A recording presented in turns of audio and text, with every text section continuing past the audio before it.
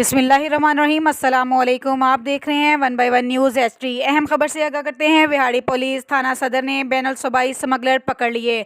25 kilogram cheers बरामद। SHO Shakeel Akhtar ने खुफिया इत्तला मिलने पर अपनी टीम और भारी नफरी के हमरा दौरान नाका 8 मोड़ पर APV 127 वैन और बिला नंबरी मोटरसाइकिल पर सवार 3 मुंशियात सप्लायर को पकड़ लिया, जिनसे 25 किलो चर्स बरामद हुई।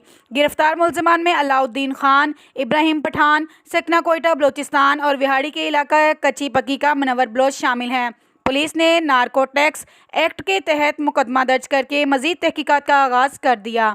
SHO शकील अख्तर का कहना है कि मुंशियात फरोश मुआशरे के नासूर हैं, इनके खिलाफ कार्रवाई जारी रहेगी। मजीद खबरों के लिए देखते रहे हमारा चैनल 1 बाय 1 न्यूज़ HD।